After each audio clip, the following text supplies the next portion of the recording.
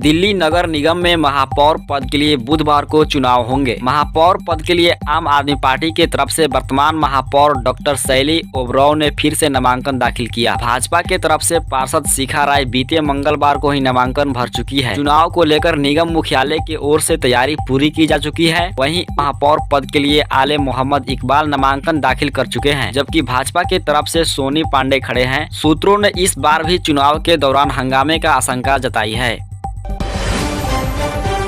दिल्ली में एक बार फिर कोरोना के मामले में बढ़ोतरी हुई है।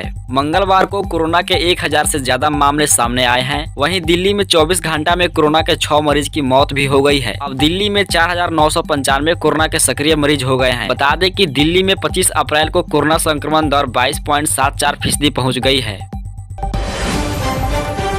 गुजरात टाइम्स ने IPL 2023 में मंगलवार को मुंबई इंडियंस के खिलाफ 55 रन से विजयी परचम फहराया। गुजरात ने अहमदाबाद के नरेंद्र मोदी स्टेडियम में 207 का विशाल स्कोर खड़ा किया और मुंबई को 152 पर रोक दिया।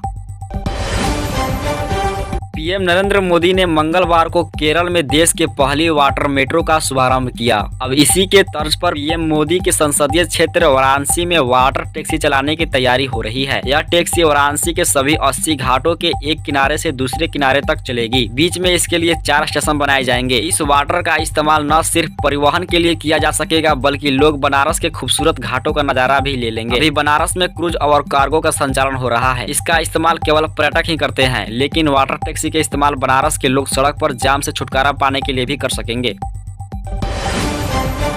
चीन के रक्षा मंत्री जनरल ली शाओगुनफू गुरुवार को अपने भारतीय समक्ष राजनाथ सिंह से मुलाकात करेंगे। मई 2020 में पूर्वी लद्दाख के गलवान घाटी में सैनिकों के बीच हुई हिंसक झड़प के बाद यह पहली बैठक होगी। दरअसल शाओगुनफू 27 अप्रैल को शंघाई सहयोग संगठन के रक्षा मंत्री की बैठक में भाग लेने के लिए इस सप्ताह भारत का दौरा करने वाले हैं। यूपी पुलिस के लिए अतीक की फरार पत्नी शाइस्ता को तलाश करना चुनौती बन गया है। पता चला है कि वे अपने सीए के संपर्क में है और लगातार अतीक के जायदाद के ठिकाने लगा रही है। कई जायदाद वो अपने नाम कर चुकी है। उसके कई सीए तक पुलिस पहुंच चुकी है। शाइस्ता काफी शातिर है। उसने अपने सारे फोन बंद कर लिए हैं। बार बार ठिकाने बदल रही है। माफिया अतीक अहमद का प्रयागराज के चकिया इलाके में स्थित दफ्तर सुर्खियों में है। अतीक अहमद का ये वही दफ्तर है जहां लोगों को अपहरण कर लिया जाता था, फिर उन्हें टॉर्चर किया जाता था। यहाँ खून के धब्बे, एक चाकू और खून के सना दुपट्टा बरामद हुआ है। आज फिर यूपी पुलिस वहां पहुंची है और जांच की जा रही है कि आखिर वहां किस घटना का अंजाम दिया गया।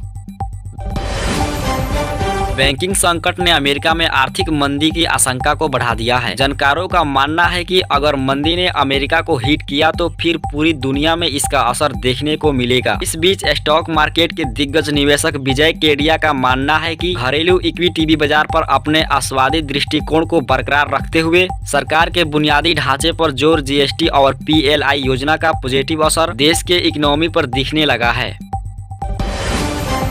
तमिलनाडु के एक मंदिर से चोरी हुई भगवान हनुमान की करीब 500 साल पुरानी मूर्ति ऑस्ट्रेलिया ने भारत को लौटा दिया है। इसे ऑस्ट्रेलिया में स्थित भारतीय दूतावास को सौंप दिया गया। केंद्रीय संस्कृति, पर्यटन और उत्तर पूर्वी क्षेत्र के विकास मंत्री जी किशन रेड्डी ने इस संबंध में ट्वीट करते हुए कहा कि भारत सरकार देश के सभी बेशकीमती चीजों को वापस लाने की दिशा में काम कर रही है। अपने इस ट्वीट में उन्होंने प्रधानमंत्री नरेंद्र मोदी को भी टैग किया।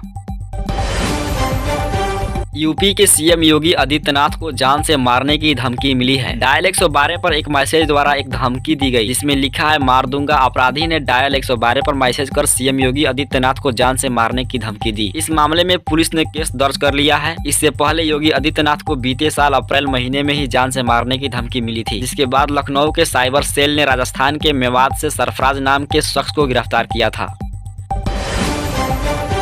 मुख्यमंत्री नीतीश कुमार इन दिनों विपक्षी एकता के लिए ताबड़तोड़ दौर और मुलाकात कर रहे हैं। इसी कड़ी में वे सोमवार को पश्चिम बंगाल की मुख्यमंत्री ममता बनर्जी और यूपी के पूर्व सीएम अखिलेश यादव से मिले। ममता तो दूर की कौड़ी है, लेकिन पड़ोसी यूपी में ही नीतीश के लिए सबसे बड़ी मुश्किल है।